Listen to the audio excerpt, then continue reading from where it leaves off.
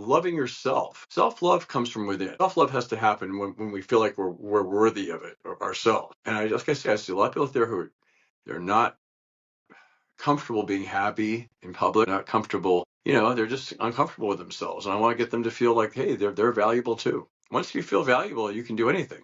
Once you feel like you have a purpose, you can do anything. Welcome to the Richer Soul podcast, where we share how to live in harmony across health, wealth, time, relationships, and spirituality. How do you bring them all together to live your ultimate life? The best thing is we've got nothing to sell, just great advice from people who've succeeded and lived that dream. Welcome to Richer Soul, Eric North. It's great to have you join us today. Hey, Rocky, thanks for having me. I really appreciate it. I am most excited to learn from you. We always like to start at the beginning. What was it like when you were growing up, and how much did your family and school teach you about money? My father was an entrepreneur, and my mother worked alongside him in the beginning, and it was very much a family in some ways. Yeah, this was when I was about 12 or 13. I started actually working in the business and learning about all the different elements of owning a business and running a business and the taxes and operating it. And as my dad's company grew, he started having a lot of problems with payroll, taxes, and it was almost too big at the time and very hard to manage. But it was a big important part of my life was seeing the value of hard work and working for yourself, and that's a really important thing too. And being your own boss is not just it's more than just being your own boss. There's so many responsibilities you have as well.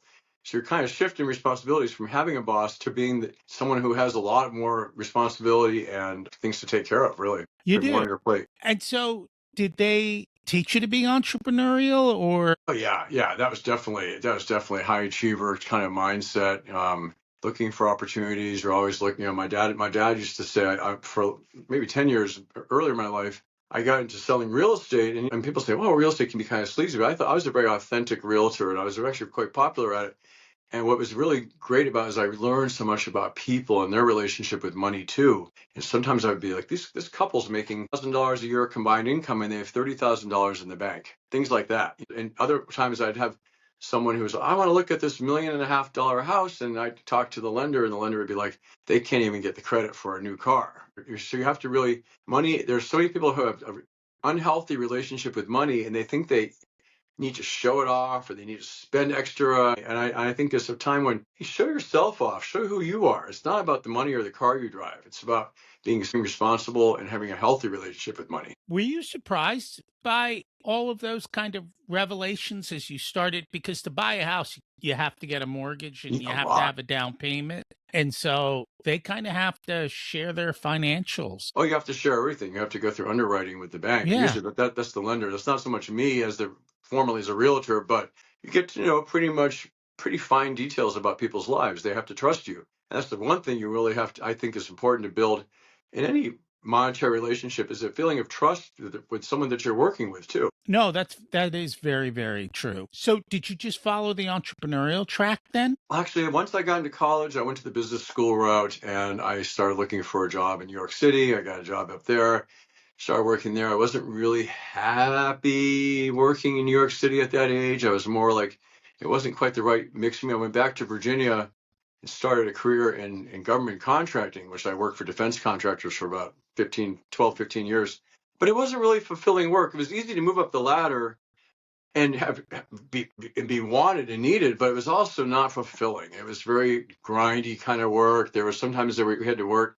You're working for a big company, you can get kind of lost in the shuffle. And I always try to leave. I left on a high note. I left corporate world on a high note. I had my own office. I had nice furniture. I had a window in downtown. And I just kind of took a year off and just kind of thought about different businesses. I thought about my own business. Became a personal trainer for several years. And then while I was a trainer, I got into real estate. And then I had a point where I was low testosterone. I knew I was low testosterone, but I didn't really know what it was. It was 15, 16 years ago. It wasn't a common thing that you would talk about, but I was feeling like I was hitting a wall. And I was recently married.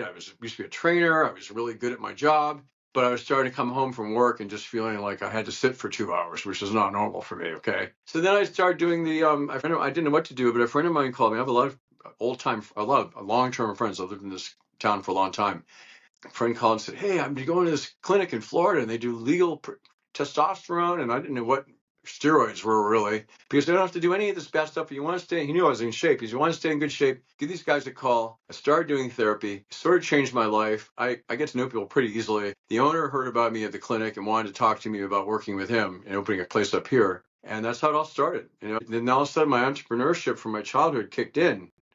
And I realized it takes, and I remember my dad and my mom, both of them working long hours into the night in the beginning. So I did the same thing. I worked every opportunity I had to make it work and to, get our name on the map, basically, so I once we think did, a lot of people think running a business is easy. it is a lot of responsibility. I think to myself, I think if I ever had an opportunity to like sell it or something like that, someone has to realize that to hold up all the infrastructure is not, it's not easy. So yeah. No, it's not. It takes work and effort to be able to. I enjoy it now. I now I'm at the point where I have employees. They're really good. I pay them really well. I always pay everyone in my companies really well. I want to have happy people, but I also want them to feel like they're getting respected and honored themselves. And that gives me it gives me a lot of time that I can actually work on the happiness warrior. I can start writing a book, which I'm starting to do now. And my favorite thing to do is be on live TV. So that's what I do a lot. So as much often as I can. So, how does that work? Because that's kind of a double edged sword when you pay people. When you overpay people, I've heard that they tend to lose motivation. And it I don't know. becomes more about the money than it becomes about doing a great job. So, you got to figure out the balance. I've set it up. The way that the business model had been in many places was there was kind of like salespeople working with the patients. And I didn't like that because they could change, ripping people off, basically. Mm. Overselling something that they don't need. Sometimes you just need, I like to keep things simple. Therapy should be simple. It should not be a really complicated thing. It should not be 3 pills at noon and 2 of these at dinner time and 5 at night and take this injection and all that. It should be very 5 minutes twice a week. I'm taking care of myself. I've done my therapy. It's all done for the week and I'm done.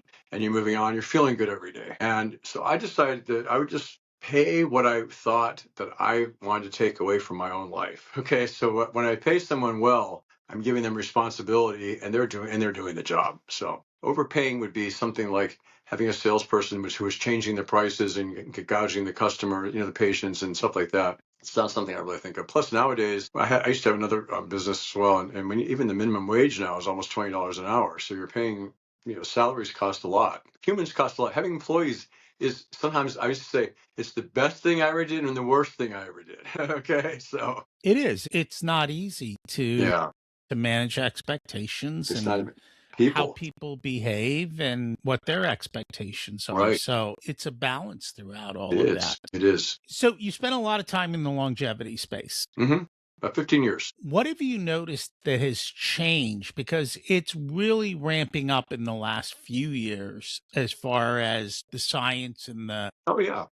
The science has always been there. What I've noticed still, there's an awful lot of people out there who are so afraid to do something to change their lives. So they'll get on a TRT forum and they'll start, "Oh, we can't do that. I'm going to have all these problems and they're going to get this." And they're always they condemn it a lot.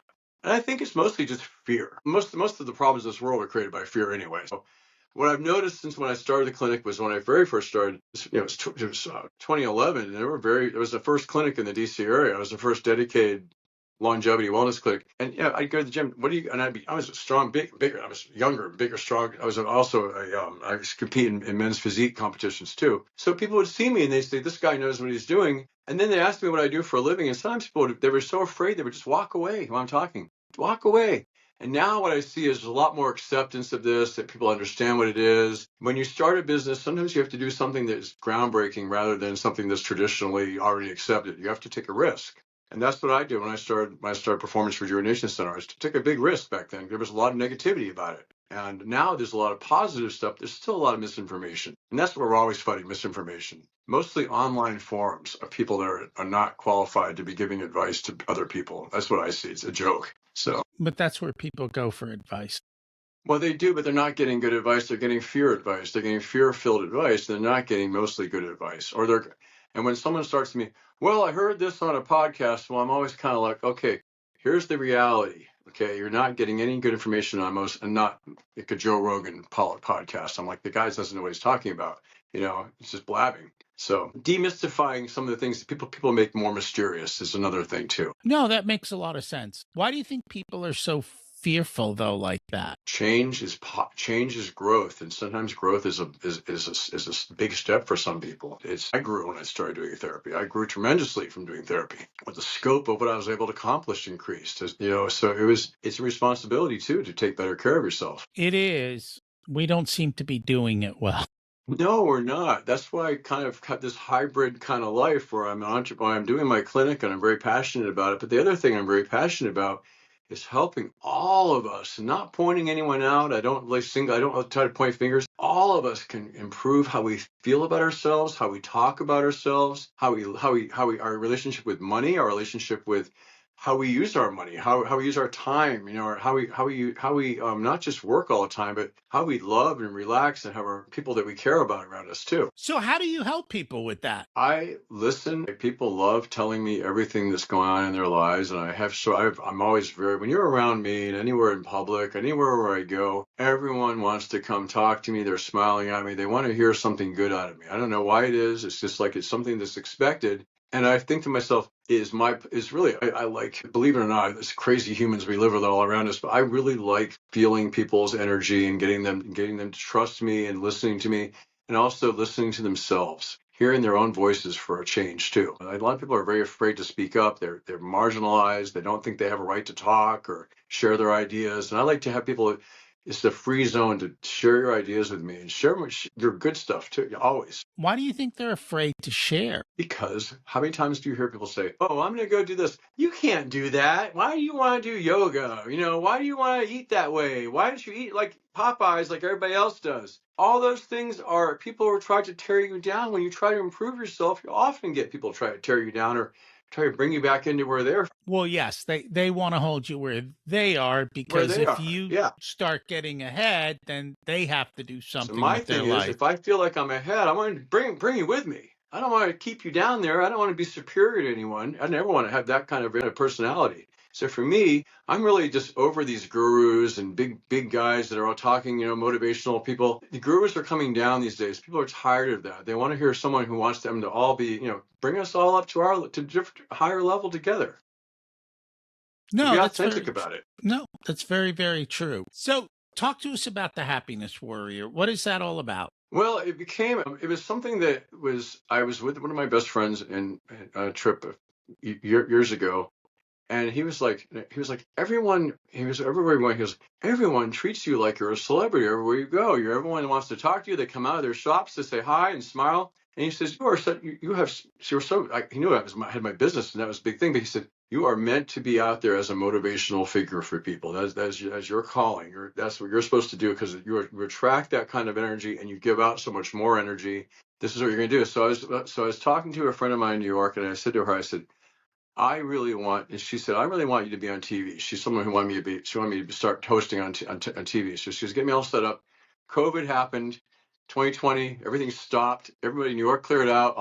She moved to Hawaii and forever, and she was like, but here's this guy, here's a PR guy that's really good. I want you to talk to him. And when I talked to the PR guy, I've spent weeks not calling him. I had him I had him like in my number forever. And I said, I'm not going to call him. Then I called him, and it was a really good call. And he said, I have never worked with anyone with your energy before, but here's what I see for you. You are the happiness warrior. Now put that title on and see what we can do with it. So we started. I did a lot of podcasts, did a lot of writing as the happiness warrior. I kind of took it on no one else is doing it, so why not? Why shouldn't I do it? And it felt real. It feels real to me. It feels very natural. So as it's evolved, now I have amazing PR people here in Washington, D.C. who really believe in me. And they have all these big clients, Olympic stars and athletes and everything. But they really there's so much faith in the happiness warrior going further now and helping more people and really just kind of building a happier community of people who believe in themselves,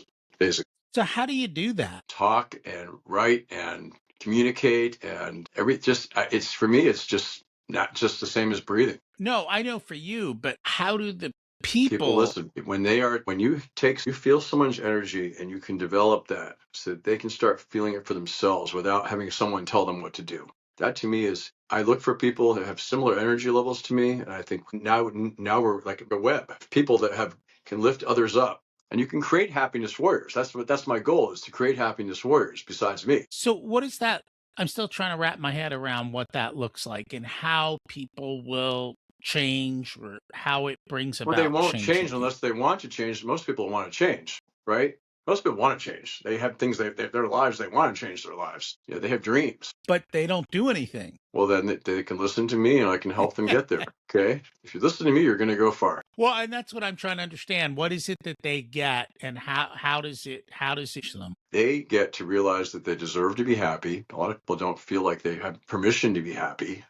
First of all, my biggest thing is everyone needs to give themselves permission to be happy and express their happiness. It doesn't have to be shouting from a rooftop, but just to be happy when you're just with yourself. Be happy from within. Once you start unblocking these barriers that we all put up, our defense mechanisms, mostly, the world's hard. Life is hard. So go So ahead. how do they unblock those defense barriers? By being aware of them, by saying them out loud. There's things that I do things all the time. I say to myself all the time, I will not live in fear. I will not let fear come into my life. Those are things you have to remind yourself sometimes. It's also work. It's loving yourself. Self-love comes from within. Self-love has to happen when we feel like we're worthy of it ourselves. And like I say, I see a lot of people out there who they're not comfortable being happy in public. They're not comfortable, they're just uncomfortable with themselves. And I want to get them to feel like, hey, they're valuable too. Once you feel valuable, you can do anything. Once you feel like you have a purpose, you can do anything. No, I agree with you. I'm just trying to figure out how that occurs. What is it that changes within them that they change their beliefs about Because themselves? they've given themselves permission to be happy. Okay. And sometimes you have to, and I'm also a big believer in, here we are, we're using words right now. Okay, words have spirit. Words Yes. have great power in our lives. And the words we use, they never go away. So I always get back into, do not talk about, I get so hurt when I hear someone talking about, I can't do that. I'm too stupid. I'm too this. And that to me is like, okay, stop. Stop that right now. Don't do it. Don't use those words for yourself. They cause harm. So if you can turn that kind of mindset around, this is all about mindset too. And people tell me all the time, I have a little thing that I do every morning when I wake up. The first thing I do, I say, "Good morning, Eric. It's going to be a great day." I say it. Sometimes I say it like that. Sometimes I say it just, "Hey, good morning, Eric. It's going to be a great day," really quietly. But I'm hearing it. Those words affect the next 24 hours of my life. Those words are going to be really important because that sets my tone for the day. No matter what's happening, no matter who's in charge out there, I can at least keep my world together and keep moving forward with momentum without letting anything. I would say, you're steering a ship. Okay, I know where I'm going. You want to come with me? We're all going to get there safely. I promise you. But I'm going to steer the ship through all these big waves, and we're going to get there. Now, We're probably going to have fun. another big part of what you do is movement. Mm-hmm. How does that fit into all of this? And like we said, humans are supposed to move. So we're talking about natural movement is a natural part of humans. We're not supposed to sit and be inactive all the time. That's not healthy for us. Our bodies are not made for sitting. They're made to move. They're made to reach. They're made to go. They're made to sometimes run a little bit. But they're made to move. And when we are moving, we are free. It frees our brain. It raises our endorphins. It reduces stress. If you just do shoulder rolls, you can. Science has shown, there was in the Washington Post, that just doing some shoulder rolls can lower blood pressure and heart rate quickly, immediately. If you're stressed, sometimes you're stressed, your blood pressure might go way up. You can bring it down with your body once you get to know yourself a little better and trust yourself too, that you can do that. Breathing techniques too. Are there certain types of breathing techniques that you've found to be most helpful? I used to have my brain used to be so fast that I had trouble sleeping at night. And I was like, I don't take sleeping. That can be a disaster taking anything. I don't want to take anything because I know that I can control. I know that I can, if these monks can levitate in Tibet, I know I can at least control my thinking a little bit. So I did the breathing technique. I did the 4-second inhale. And if you hold your tongue to the top of your mouth, it helps you relax a little bit better to the roof of your mouth. So you do a 4-second inhale, hold for 7 seconds, and actually count out in my head. If I count in my head, I actually stress-free too. Count in my head, 1,000, 2, 1,000, 3, 1,000, 7 seconds, and then that good feeling of release for 4 seconds. And it helps me to sleep. If you do that 5 or 6 times, you're going to fall asleep. Most of the time, you're going to fall asleep. You do it 10 times, you're guaranteed to fall asleep. But it's about having that discipline to be able to do that too. It's easy to take a pill, I guess, but I don't think it's a good way to sleep. And I don't think it's a good way to be hooked onto pharmacology either. If you can do it, and other breathing you can do, 2 quick inhales. exhale. That's a great thing when you're like getting ready to go on stage or getting ready to go on a podcast. You want to feel relaxed. It can help you a lot. And there are a whole variety of different types of breath work. Oh yeah, I'm not an expert at all in that. So I think, but I'll leave that to the experts, but I'm very open to learning more always about breathing because I think it's very important. Okay. We covered breathing, movement. What else can people do to Stretching. find stretching? Okay. Stretching is another thing. Anytime people talk about self-care, they think it's like getting a facial or getting a massage. Self-care starts right here with us every day. And I think it's about really thinking about, I want to stretch and I have a morning routine. I just gave you part of my morning routine is to say good morning or see me a great day. But then you have to hydrate. You have to start stretching. I have 3 or 4 things I do. Hydration, I call activation stretching a little bit just to get started, arms up, some movement. And then you activate your brain after that too. So maybe read something in the morning that's uplifting rather than doom scrolling through the news, because it's easy to do that too. I can go look at online. I'm like, oh my God, I haven't been online all day. Look what's happening, No, that's very true. But it's changing patterns. I just find that for a lot of people, habits. it's hard to change habits. Well, then the easy thing to do then is to give yourself, I always say, you're not going to do everything. I don't like when someone says, oh, I'm going to do this resolution now. It's New Year's. I'm going to do this right now. I'm going to do, it's going to be epic, and then they don't do it. Start off gently. Don't start. I always say, you don't need to do a half an hour weight session in the gym. You can do 5 minutes here and there, 10 minutes here and there, go walk the stairs a few times today, or go walk to the mailbox. All these things are cumulative things. Actually, for me, fitness is all day long. It's all day. It's giving yourself these little healthy habits that help you to start feeling like, hey, I can do this. It takes 3 weeks to learn a habit for most people to get it really ingrained. So just if I missed a day, hey, don't miss 2 days of this habit, but start getting the habit of doing things that make us feel good, that give us more purpose, and to help us just kind of recharge in this kind of crazy life that we all live, I think. No, that makes a lot of sense. Within your practice in longevity, what are the different types of things you do to help people live longer? Well, first of all, we have a really detailed consult with our doctor, Dr. Tyson, and he's really good. He's a full medical doctor here in DC, but he's also a naturopathic trained too as well. So he's a really good kind of both worlds. And you start to think about the patterns of someone's life. We talk about their lifestyle and everything, so how they're living every day, their nutrition, sleep habits, weight loss, things like that. And then you look for therapies that will help that person individually. It may just be that they need to lose 20 pounds with a GLP for 8 weeks or 6 weeks, just for that little time. Or they may need to start, testosterone levels could be very low, and we need to look at maybe making them more optimal and healthy balance between estrogen and testosterone is important for everyone, male or female. So getting that under control.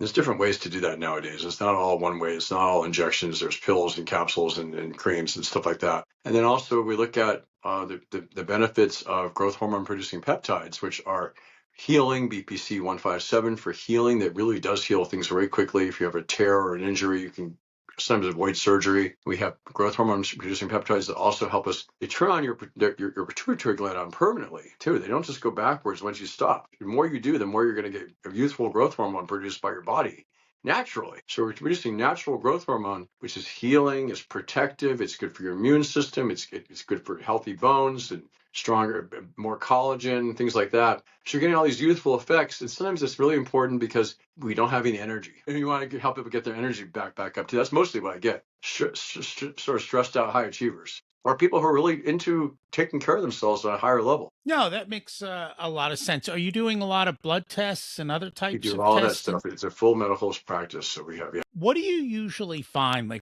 are there certain things that you find with most people that are the issues? Just low hormones or just poor hormones. I mean, just most men these days, and I don't care who you are, if you're an athlete or anything, it doesn't matter if you think you're superhuman. Most men, testosterone's on a decline in the world in general. I mean, our levels of testosterone have gone down 300 points by average since I started my clinic. So, Do we know what the cause is of that? well, we don't know exactly because we can't really have a definitive test. I think it's accumulation of a lot of things.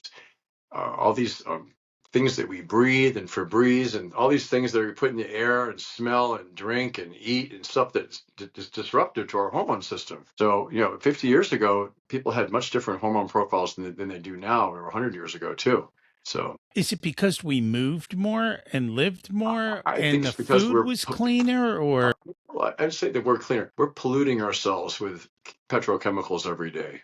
If you're a person who has a thing stuck in your wall to make your house smell good, which I think smells terrible, makes me want to gag. That is putting chemicals in your body. It's changing your endocrine system. It's bringing your probably helping to rise to raise estrogen. And then you think about I drink tap water here, but I mean everything we have has long-term chemicals and things that can cause hormone interruption. So and you're looking at science, you're seeing many more animals with both sexes. You're seeing kids having puberty at 9 years old, 8 years, younger time. That's hormone. That's definitely a hormonal.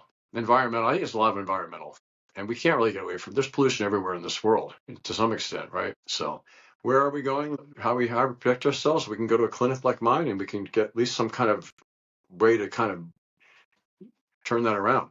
And you can eat better, you can drink less, you can exercise more. That's all good. it is. I just find most people don't do it, or they do the wrong types of things. Yeah. And so that's kind of the result of it. I'm an advocate of a very simple lifestyle. Eat healthy. I eat a lot of fiber, I eat protein. I'm not really like this protein craze. I know how much my body needs. So I don't really go through a big thing with that. But I'm more about right now, I'm just about eating. Really, I think my body works best when I have a lot of beans and greens and stuff like that all day long. And it just produces a better results. No, that makes a lot of sense. I know you spend a lot of time on TV. What do you generally do, or what do you share on TV? Well, I have to earn my keep when I go on TV because they're giving me 5 free minutes. So I always have like a little movement demonstration. We do stretching. Sometimes the anchors will do things with me. They'll have their warm up. They'll have their workout suits on with me so they can do a workout. Other times I really like demonstrating, and I get really. I used to be a personal trainer a long time ago. I get really I love showing someone the correct way to do something and make it fun. So when I'm on TV, it's always fun. I'm not bragging. I get asked back a lot because I make the most of my 4 minutes. I make the most of the 4 minutes, and I make everyone feel like they're involved, and it's fun. And that's the thing. I never like to leave anyone out. And even when I'm on TV, I'm thinking about my neighbors watching me, and I know when I'm thinking about people at the post office are going to recognize me, and I think I want to make this I'm making this part of the community too. I'm one of you guys. I'm one of you guys. I'm just up here. I'm lucky to be here. Grateful. I love being on TV, so I'm very grateful to be. I can tell I'm grateful when I'm there. No, that makes a lot of sense. It also, people don't realize the shortness of appearances on TV. Oh, yeah. And having to get a message out quickly. It's like, yeah, they don't dig deep into subjects or into. Well, we have to prepare.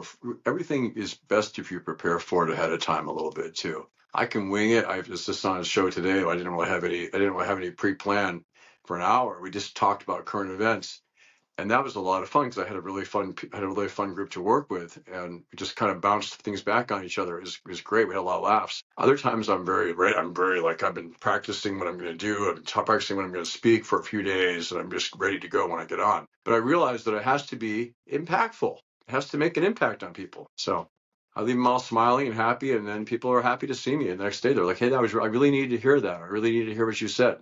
And that makes it all worthwhile for me because it's a lot for me too. It's a lot of work. Well, and I know people say that. I just find people don't do that. I have found, I'm not going to be contrary. I have found that there have been so many people that I have talked, that I've had some kind of dialogue over the years that have really used what we've talked about and made much better lives for themselves. All right. And they will tell me, "Do you remember you told me this, in 1989 or whatever it was?" And I'm like, "No, I don't remember quite what I said. You do?" And they're like, "Yes, I remember the words." And they tell me what I said. That's exactly what I would have said to you. And then I say, "Well, how's it going?" And they'll be like, "Everything's really great." My morning, I used to do a lot of videos, I used to do a lot of videos during COVID. And I had some people tell me, "Well, I have my whole," some woman says, "I'm a modeling agent. I have all my models listening to your videos every morning. If they come into the office, I have them all listen because it's very good for them to hear someone your age that's talking about how to take charge of your life, how to be happier, how to be more fulfilled." that kind of stuff. No, that makes a lot of sense. It's funny, my demographic on Instagram is 25 to 35-year-olds, and I'm Yeah. 61. Yeah. Do you know why that is? Because I talk to them, when I speak, I'm speaking to people. When I'm speaking on a camera, I'm speaking to people. I'm thinking about who I'm speaking to sometimes. I think they just know that instinctively. Feels like I'm Hmm. speaking to someone, to them. That makes a lot of sense. Is there anything we should have talked about that we didn't get a chance to yet? I think my main thing is that there's a lot of underdog, like you're saying, a lot of people don't make changes, don't make things. There's never a better time to start making changes than right now. Okay, this is the time. So I would say the best time to plant a tree is yesterday. It's today. The best time to start working on ourselves is today. To give ourselves a new habit is right now. It's living in the present. Stop fearing the future. Stop living in fear of the future, and really just taking like what you do here. You're talking to people all the time and doing your podcast. That's creating a message. I think it's creating an audience and a message, right? Is what I have found is there is a certain group of people who will take action and Right. do things differently. The majority of people don't. And if you look around, that's what you see. You see a lot of people that are confused and unhappy. I agree with you. Yeah. Yeah. And so the question is always, how do we get through to more people? How do we get more people to take control or to even challenge things? Going back to your statement at the beginning about food, how do we get them to say, oh, Popeyes isn't the most healthy thing for me, maybe today? Okay, once in a while. Okay, nothing's strict. Yeah, But I don't know if this is off base or not. But I was reading the other day. They were talking about the size. I don't eat Doritos, but they're eating. I don't eat crap like that. But they were talking about Doritos and the size of the bag for the Super Bowl and all this stuff. It comes out to almost $22 a pound. By the time you have this stuff in a bag, it's a few ounces and it's $6. It's $22 a pound for corn chips. $20 a pound. It's not an outrageous number, but it's for corn chips. Have very little nutritional value. It's a good side thing, I guess. But we're not putting our priorities where we should with our nutrition, our food, our sleep, our exercise, things like that. So that just floored me. I had never realized how expensive junk food is. during COVID, junk food prices skyrocketed. Yeah. So when people talk about the grocery store is expensive, what I noticed, the things that have really gone up are the Mhm. convenience prepared, like chips, soda, Sandwiches. Yeah. all of those things. But your core stuff, vegetables aren't that expensive. No, then they haven't gone up that much. So No. that's the way I eat. I eat Yeah, canned beans. I eat canned beans. I eat things like vegetable. I spend most of my time in the produce department. correct. Beans are not expensive. Meats, certain meats have definitely gone up. Oh It yeah, depends on what they are and where you go. right. And so that is a little bit different. And unfortunately the quality has gone down, so that's a whole nother That's story. another issue. Yes. Yeah. So you kind of have to figure your way out. But It yes, takes you a are little correct. brains to eat. To eat well takes a little bit of strategy. I think that's a whole other podcast. I think, but the strategy I have and things that I eat too. That I do videos where I share myself in the kitchen making something simple that's good for you. Do you find most people cook these days? I think there's an awful lot. I see in my neighborhood an awful lot of door dashing going on all the time. So I don't know. I think yes. I think people cook. I go to the farmers market like all the time, like when it's in season. People are there. It's very crowded. It's very busy. So I think Okay. most people are trying their best. Yeah, they have Well, time but if they're door dashing. everywhere. Yeah, it's going on. Yeah, And I don't think people realize how expensive DoorDash is. it's very expensive. You can you could probably eat for 3 or 4 days off of one order. One order if you went to the grocery store. So. Well, correct. But even if you went to pick it up, it would be a fraction of the price. Well, picking up is a way better if you have time to Right. go do that or you want to drive or whatever. Yeah. I live in Well, the city, so I can walk someplace, but it's not always easy for people. no. Well, and the cost of restaurant food has also Oh, yeah. skyrocketed. Yeah. So it's a multitude of different things And there. it better be good, right? It better be good. Getting back to, was there anything else you wanted to chat about that we didn't get to today? I thought it was a fun conversation. I don't know if I went all over the place, but I think it was really good. I think it was fun. We went on really good topics. So We did. important stuff. No, I'm great. Happy. What's one truth about success you wish more people understood? Success is self-discipline, basically, and belief in yourself. But I guess that's two things. But I think most important thing is belief in yourself. But without self-discipline, it's nothing. And that's it takes discipline to eat well, to go to the gym, Mhm. to move, Self-dis- do all I of would say these types of self. things. This is my favorite quote: "Self-discipline is self-love." That's all it is. It's loving yourself better. There you go. Yeah. What did you learn later in life that you wish you would have learned sooner? To be more confident with myself and to be able to speak in public and to be able to speak up for myself and to just sort of take up more space. Just take up my space anyway. Be able to say what your worth is. If Yeah. you were to give an 18-year-old one specific piece of wisdom, what would it be? Make sure whatever you do in life, you have passion for if possible. If you have the options to go for something that really matters to you, go for that. Don't let it go. Don't think about later on, I could have done that. No regrets, right? Yeah, exactly. Nice. If people would like to learn more about you and your work, where can they find you? Okay, well, mostly I'm on Instagram and Facebook at the Happiness Warrior Official, and I also have a website which we're always working on, thwarrior.com. Cool. We will put that in the show notes. Thank And you you'll be so much. in my website, so eventually. We love that. It was great chatting with you today. All right, Rocky. Thank you so much. I appreciate it. And anytime you need anything, I'm here, okay? Absolutely. All right.